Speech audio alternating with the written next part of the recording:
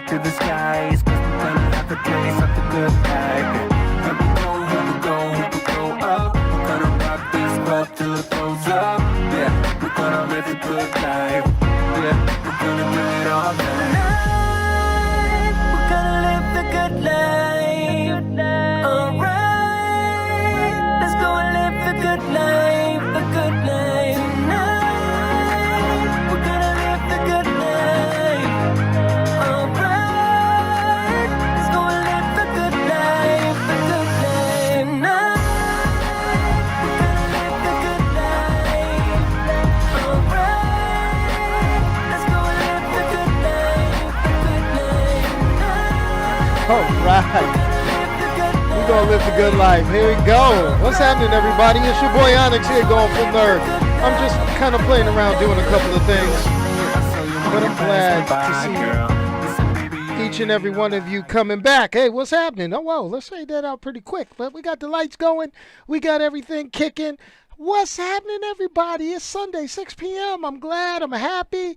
I've got my adult beverage, and we're ready to go. As you see, we're talking about the latest and greatest. Welcome back to the movie theaters, everybody. Yeah, I know there's still a pandemic, but you know, movie theaters are slowly but surely reopening, which is great. You know, I mean, there's still a lot of protections, and you know, your boy wears his mask pretty much everywhere he goes, even though he's vaccinated. You know, because, hey, where I'm truthful, somebody else may not be. So, you know, I'm going to do what I can to protect myself. But, hey, we've been going to the grocery stores and doing all sorts of other stuff during the pandemic. So, hey, we'll take baby steps. Watch the news. Make sure everything's good. But, you know, hopefully we'll get back to reviewing a heck of a lot more movies, because trying to watch everything on streaming services has been driving your boy crazy. Now, just to touch a couple of administrative notes, I kind of pretty much said last week we were going to try to do a live thing. We had two of our faithful viewers, you know, but we couldn't get things coordinated in time between life happening, technical issues, and all that good stuff. But we're going to get it where we have those individuals on cam with me talking comics. We're going to do that.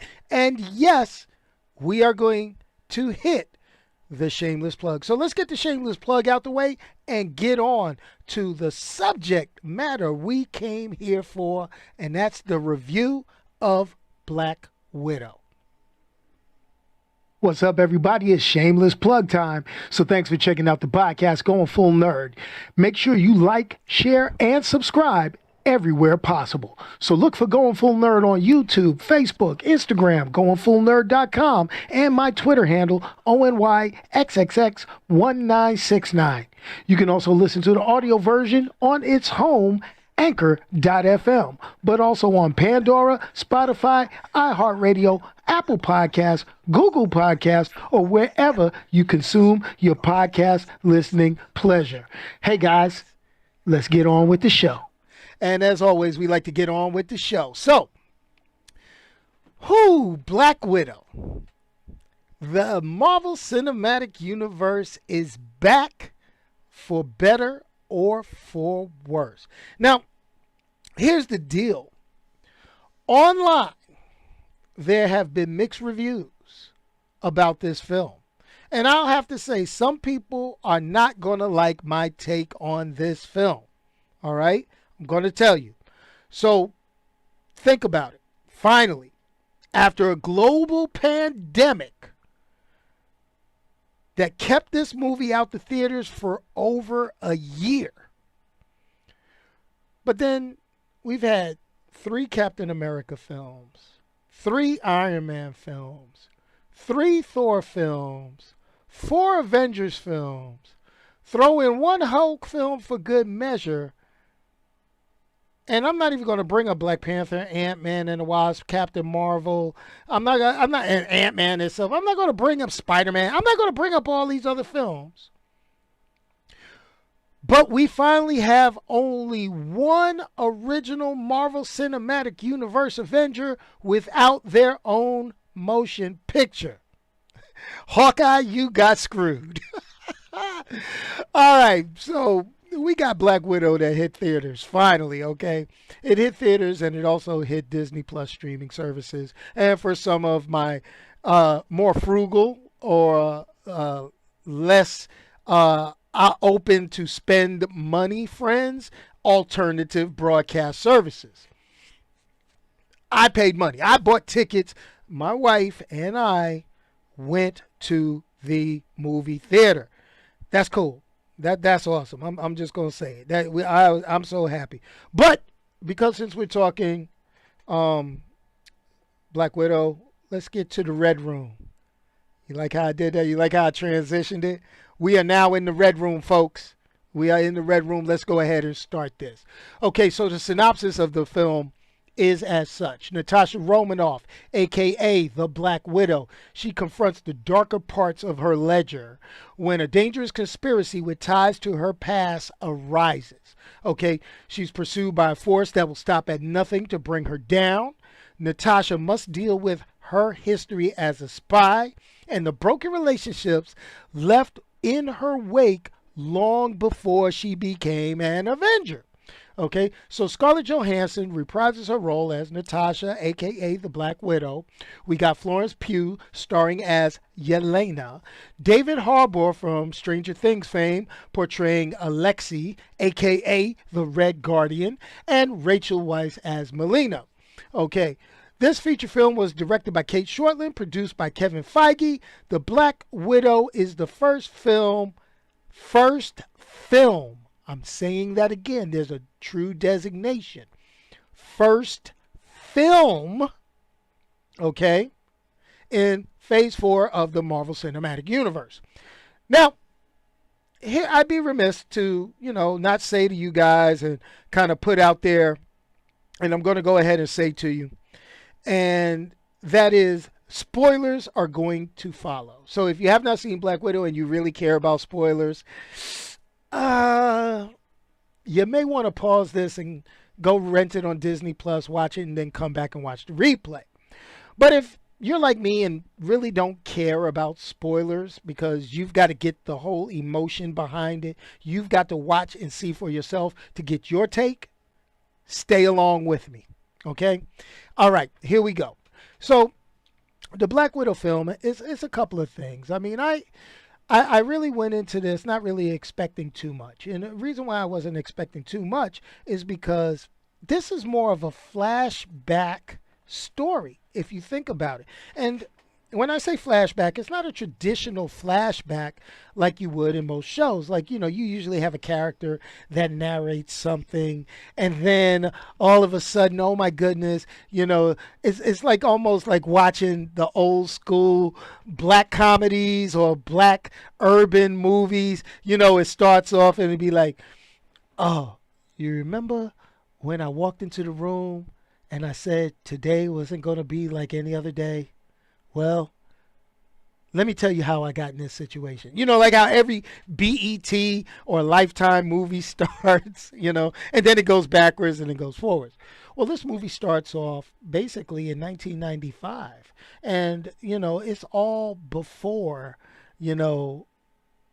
Natasha and the Avengers and all this other good stuff. So what I'm noticing is Marvel is giving us a backstory to hopefully try to tell us and give us more insight as to why the events of Avengers Endgame actually happened. Now, here's the deal. This movie takes place between Captain America Civil War and Infinity War. So let me catch you up a little bit. So if you watch Captain America Civil War, you had Team Iron Man, Team Cap, the fight at the Berlin airport. Black Widow turned on Team Iron Man to help Captain America and Bucky get away. With that being said, now Natasha, aka the Black Widow, is on the run. Okay, she's on the run. She's on the run from General Ross. Okay, which in violation of the Sokovian Accords. And, we picked the film up at that point. But before everything started, they gave us a flashback to 1995 where we saw a young Natasha and a young Yelena as sleeper cell agents with two people posing as their parents, aka the Red Guardian, aka Melina, who, if you're familiar with the comic books, would have been known as, I believe she's called the Iron Maiden. No, not that Iron Maiden, but anyway, you know, I sometimes my mind gets a little off track, so let's continue on.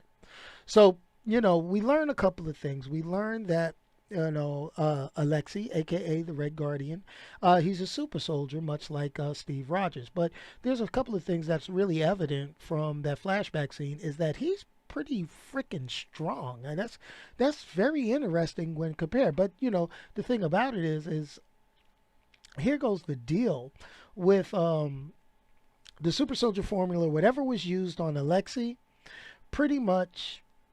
I'm not sure if there were any really ill effects, but we'll get to talking about Alexei a little bit further on in the conversation. And thank you. This is my old school. This is Falcon Infinity War Civil War style t-shirt purchased off of Amazon. I don't get anything from it. I should start like an Amazon, you know, list or something. I know y'all love these shirts. I know, but I can't give up my secrets just yet. I know I promised, but anyway. Okay, so basically the movie itself explores Natasha's origin story and kind of shows where she really, you know, wasn't into being a Russian spy. I mean, you know, and it's evident that's the basis of the character.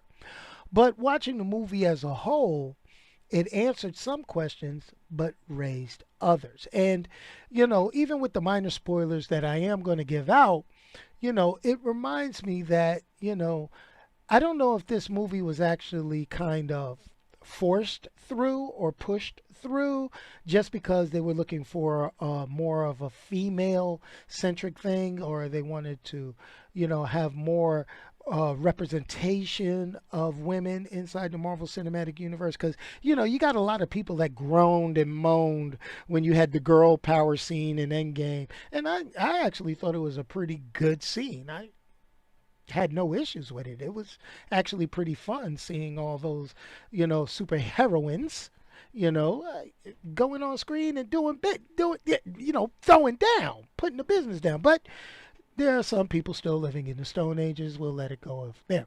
But it does raise a few questions after watching the whole story kind of go through.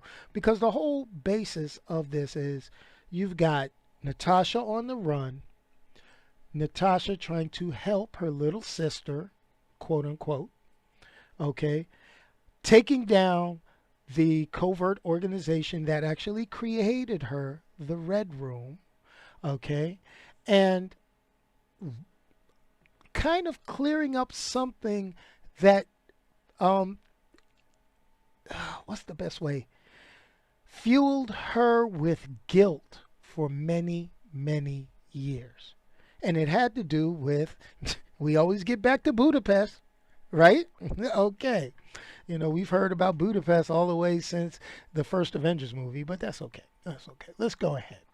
So the questions also raised through this is, and this is from watching and knowing the ultimate fate of Natasha, is where were the widows, the Black Widows, Red Guardian, Taskmaster, during Infinity War, Battle of Wakanda, and Endgame, if the purpose of this movie was Natasha reconciling with her original family, you know, or whatever. I mean, okay, I can kind of see, you know, I could kind of see stuff kind of going crazy during Infinity War, but you know, there was enough cause, there was enough thing to try to unite people because we are facing a galactic invasion. You know, so my thing is why weren't they called into the Battle of Wakanda? I know Wakanda was still a hidden nation at that point, to a point, all right, but they had opened up some things and everything. So it's just something that felt off about that. Okay, something felt completely off about that, but we'll get to that. All right, and my question is and also with Endgame, did everybody that was introduced in this movie get snapped? Were they all gone during the snap when Natasha was running the Avengers per se? You know, she was able to get help from a genetically mutated raccoon. All right, before she could get her the widows, Red Guardian, all that to help. I mean, I understand, Cold War, things like that, but it just seems like a little plot hole to me. A little tiny plot hole. All right. Now, here's the thing. You could tell that the film itself was out of sequence because of the pandemic. Now, when I say out of sequence because of the pandemic, this film was originally supposed to premiere last year in May. Or was it February? It was supposed to come out in 2020. Then, no, it was actually May because the pandemic hit around March. People think stuff started shutting down. So this was supposed to be May of 2020.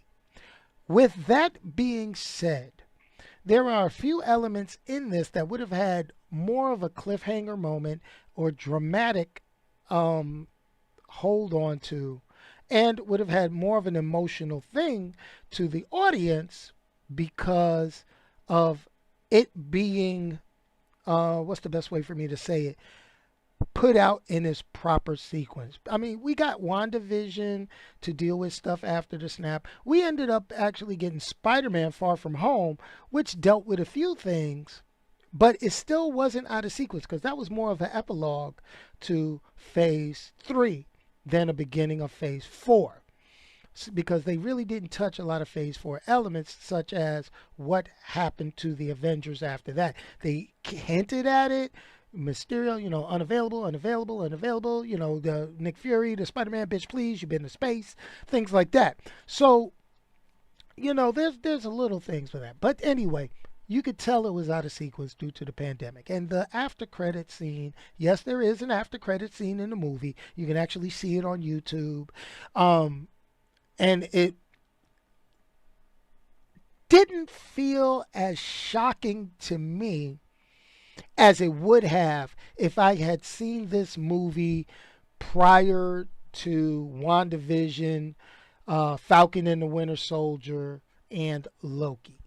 Okay, I'm not saying it has direct ties to any of those, but it does. Yeah, it does actually have a direct tie to some of this stuff, but it, the weight of it just seems, it just felt like, okay, we got it. It is what it is. And we'll talk about the after credit scene just a little bit. All right, so we got an introduction, and it was pretty much hyped up, of Taskmaster. Now, those of us who are familiar with the comic books, Taskmaster growing up was actually a throwaway character, but the cool part about Taskmaster is what they evolved that character into over time. And when they evolved that character in the comic books over time, it grew a bigger fan base. I mean, who doesn't like a villain with a skull mask? Raise your hand if you don't. I mean, that's honestly, I mean, who doesn't like a villain that that has a skull mask, right? Outside of the Red Skull, we could all agree we hate Red Skull, but who has photographic memory, can copy any physical ability of any superhero, villain, athlete, or whatever. And knowing that we had this, the thing about it is, okay, we were expecting one thing, but we got something totally different. There's a big reveal about Taskmaster that really ties the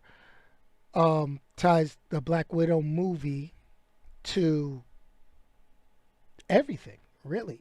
And, to Black Widow's mental state, because that's what this whole movie is actually kind of tied into. It's not as well composed when it comes to, as far as checking the mental state of Natasha, giving us insight to why she sacrificed herself on Vormir in Avengers Endgame. But it gave us a little bit. It gave us enough in passing, and I believe I felt the movie left a lot of Easter eggs to get theories, like I'm going to talk about at the end of this podcast, but also kind of say, okay, here goes your carrot. We're waiting for you're going to wait for the rest because you're going to watch all of my Marvel stuff. And that's the way Disney and Marvel are doing it.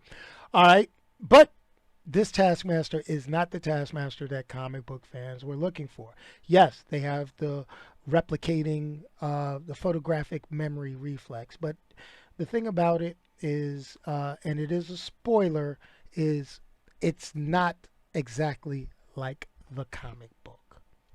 And we'll get, it is what it is. Now, let's get some heavy spoilers. All right. Heavy spoilers coming up right now. And it really has to deal with the after credits scene. The after credits scene basically takes place after Avengers Endgame. And so they bring us back to the current day. Yes, we see Natasha's younger sister, the Black Widow, which is cool. I like it, Hey, actors can't play the same character forever, so they're going to have to find replacements.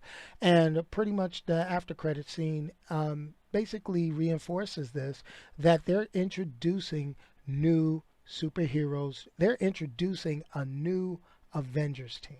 And here's the thing about it. This is either going to be what we called in the comic books the Dark Avengers or the Thunderbolts. If you go back through the podcast, go back on the YouTube channel, look, I talked about the Thunderbolts are coming, the Thunderbolts are coming, Dark Avengers are coming. This movie really clears a lot of it. It is going to be either the Thunderbolts or the Dark Avengers. I am leaning more towards a Dark Avengers, and I am going to tell you why. Because here is my future prediction before I give you the final word on the Black Widow movie. Okay. Here's the reason why I say it's going to be a Dark Avengers or a Thunderbolts. Think about all the stuff that we've seen so far, even though we've seen it semi out of sequence. We've seen WandaVision get Scarlet Witch breaking off her romance with the Vision and finding out about her newfound powers, getting a little more confidence in it, reading the Darkhold, and getting a more comic accurate costume, and calling herself the Scarlet Witch. Yes, the old order changeth. Now, we also have the White Vision, which is a Vision devoid of the emotional ties to the previous team. He has all the memories, but none of the emotional ties. He is more synthetic than man. Okay, so he's more of an android. I mean, without the Mind Stone giving him his quote-unquote personality, he is more of a blank slate, more of a weapon to be point and shot at, even though he had the revelation at the end of WandaVision. All right? So, here's the deal. Then you go into Falcon and the Winter Soldier.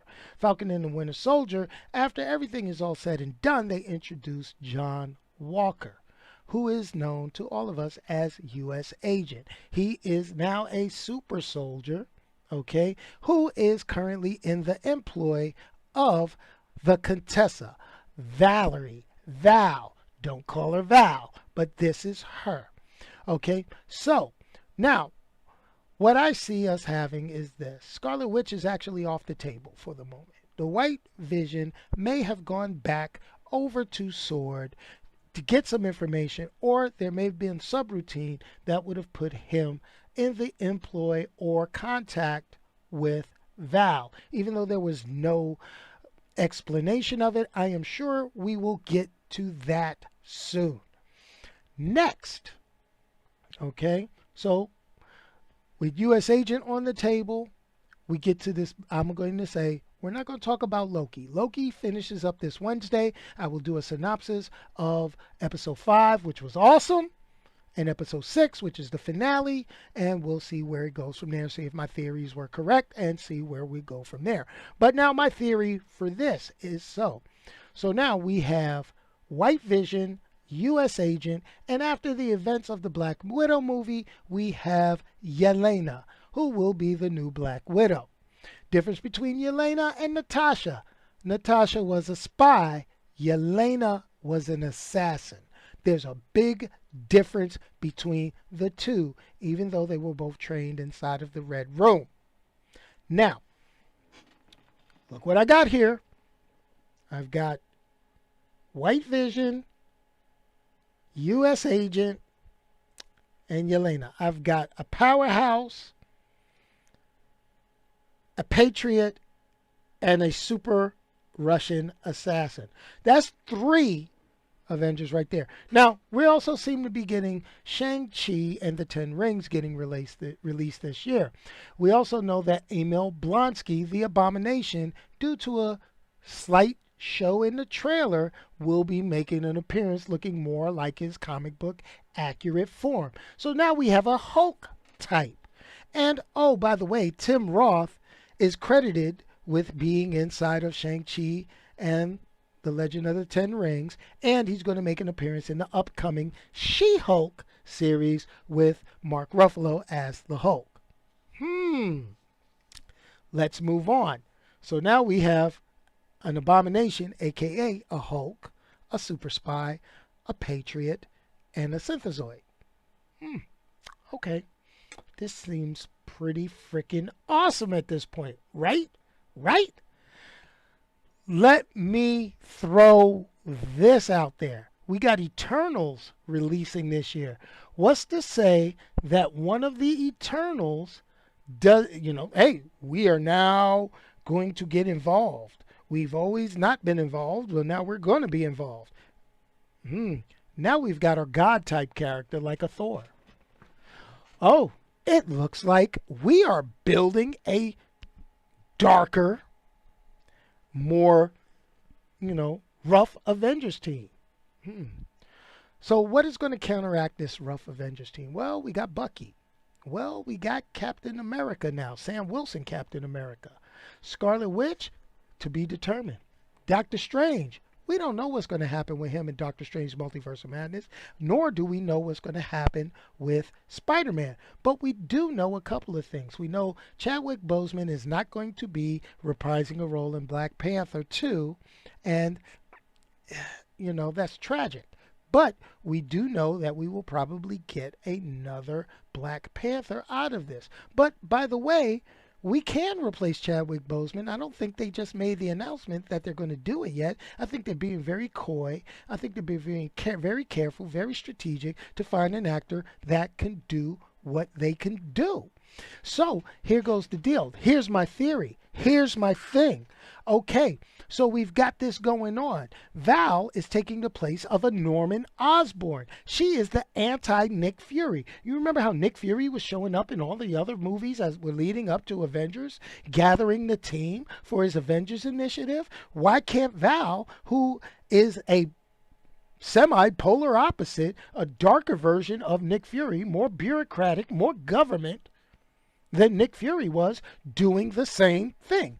Oh, and she could possibly be doing this in conjunction with Thunderbolt Ross, because rumor control has it through the grapevine a Red Hulk may show up. And we all know Red Hulk in the comic books was Thunderbolt Ross. Wow, man, I just blew your mind. And all of a sudden, let's throw this out there. We're getting the introduction of a lot of young Avengers. Ms. Marvel, okay? Eli Bradley, a.k.a. the Patriot, was introduced in Falcon and the Winter Soldier. Okay, so, Kid Loki, I'm not going to spoil my review of episode 5 of Loki, but Kid Loki survived. Oh my gosh. Oh, is this going to be something just pa-pow, pa-pang, boom, boom, boom? Are we going to get this? And oh, by the way, we got an Armor Wars coming up. We got Ironheart getting introduced. War Machine still running around. Don Cheadle will do stuff. Hey, Don Cheadle will do MCU movies forever. Tell him I said that. And the reason why? Because if he could do Space Jam, he could do as many Marvel movies as War Machine as possible. But he's got a Disney Plus series coming up. Armor Wars. Oh, and we got a Secret Invasion Disney Plus series coming out.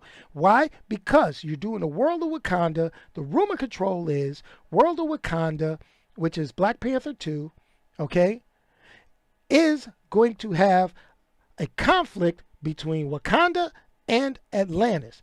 I'm telling you, this is where they're going to kill off Black Panther, replace him with Shuri, and oh, by the way, we're going to find out the Black Panther that dies was a Skrull. Oh, that theory's crazy. They may change it once Marvel hears this. So send this at Marvel. When you retweet this on Twitter, tag Marvel and tell them, hey, this guy might know what your guys are doing. Put a gag on her. Quick, quick, quick, quick. But I digress. Let me calm down. Let me breathe. This is supposed to be a review about Black Widow.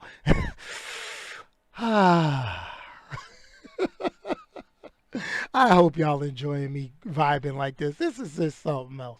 But the bottom line, my future prediction is we're going to get a dark Avengers. Things are going to be the darkest before the dawn. We're going to get replacements for the big three, your Iron Mans, your Thors. Thor will be around. Chris Hemsworth, he'll do it. He's the man. But anyway, Chris Evans, we're going to get an alternate version of Captain America somewhere. They dropped the trailer for What If. So stories can go anywhere now. All right. But they're going to keep everything contained. And eventually, at some point, they're going to cut it off, start over from the beginning with new actors, which they should, and continue to make this money. All right. That's the whole reason you introduce a multiverse. That's why you do that. But anyway, let's finish up about Black Widow. Let you go so I can finish my adult beverage. I'm almost done.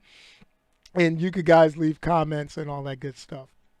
But bottom line, overall, the Black Widow movie, despite its flaws, is full of action. It's got, it was good. And I really feel it should have happened a lot sooner. It really should have been premiered before any of the Disney Plus series. It really feels like an afterthought for this to be Scarlett Johansson's last appearance as the Black Widow in the MCU. But it was the best way to introduce her MCU replacement. I did like Miss Pugh's portrayal of Yelena. Now, what do I give it? A lot of people would say, no, it's low on the totem pole because it didn't have this, it didn't have that. Oh, it should be high because it's this and this. I'll be honest with you, I enjoyed it. It was great to get out the house. It was great to go to Alamo Drafthouse, my favorite movie theater. It is not a plug. It is not a shameless plug, and they're not paying me to say or endorse them. But I will say I enjoyed going there, having my hot wings, my sugar-free Red Bull. My wife loved her chocolate chip cookies, and being able to recline back in a movie seat in a clean, actually not super crowded theater was awesome. Okay. But here goes the thing. 4 out of 5 on the Going Full Nerd scale. Check it out. Skip IMAX and all that stuff. If you got, my thing is, I like the fact that they did release it simultaneously on Disney Plus. It kept the crowd in the theater down. For people like me who just wanted to get out the house and like to be in a movie theater, that was awesome. And it really helps a lot if you go to a movie theater that's clean and well kept. And that's where we were. So that was a real good thing. Action packed, fun to watch. And really, because if you're like me, you like to try to figure out where the MCU is going and doing my theories change. This is something that, really made it for me. I mean, many people feel superhero films should be dark, gritty, graphically violent. But, this film, PG-13 rating, so we could get more of a crowd in there. I mean, there's a couple of talks in there where I'm like, kids, young kids wouldn't understand it, or it may be a little too much for them. Like how they explained a hysterectomy in the movie. It was kind of funny, but the thing about it is this. Hey, no regrets. Go. Have fun. Just don't overthink it. So that's what your boy thinks about Black Widow. Check it out. Whichever way you do it. Movie theater, Disney Plus, alternate means. Just remember, alternate means doesn't get the people who made the movie paid. All right? So use that carefully. Just saying. We got to keep these people getting paid so that, we could continue to get movies of good special effects quality. I'm just saying. Uh, Movie theaters got to pay for these movies to be shown in their theaters. They get a portion of the ticket sale prices, but the rest of it goes to the studio, so the studio can, cover the bills for the actors. But, I will put that out there. I'm not a, SAG Guild actor, but, if the MCU comes calling, I'm available. I can't do my own stunts because my back is jacked up. I got to get that checked out. I walk with a slight limp. It's not a pimp walk. It's a slight limp. But, I will put it out there. Hey, Disney, I'm available. I'll even cut back the use of the foul language. Unless you want to put me in an R-rated Blade flick or something. Let me go toe-to-toe with Blade or something. Be like, something like that. Work with me. But anyway, hey everybody, thanks for joining in. Thanks for checking it out. Shout out to channel members, Thomas, Omar, glad to see you guys. Low Cuts, always good to see you in here. One of the OG channel subscribers from the beginning. Ron, what's up? Big Daddy Ron in here. Love it, love it, love it. Hey, remember, like, share, subscribe, send it to your friends. Check out the pinned comment. We're doing the donations for Children's Miracle Network hospitals, specifically Children's National Medical Center in Washington, D.C. Remember, November 6th is the day I sit and play video games for 8 hours just talking to all of you. I'll even open up the phone lines on that day. And last but not least, if you can't say anything nice about anyone, don't say it. Send it to me. Let me say it. I'll say it for you. Anyway, funky outro music. I'm still fly. Peace, y'all, and I'm out of here. Everybody smoking all the greenery. Close the match 'cause they were handed down to me. But I'm still fly. I know. I'm still fly, let's go. Hey, thanks everybody. I appreciate you guys. Here's the cool stuff. Yo, we got Space Jam dropping next week. I still got to drop a review for the Tomorrow War. Yeah, man, I got too much stuff to watch. And if you made it to the end of the video and you're brand new, right over here, there will be a little button to click to subscribe. I really need more subscribers. I'm trying to get verified with the check mark. So the only way I can do that is like 50,000 or so subscribers. Can you please do that for me? Make sure your friends, your mom, your uncle, your cousin, that little dude down the street, get them to subscribe. They'll enjoy it. It's all good. It's my time to ride it out. It's your time. Oh, cheers to all the haters, 'cause you proved to me that rising to the top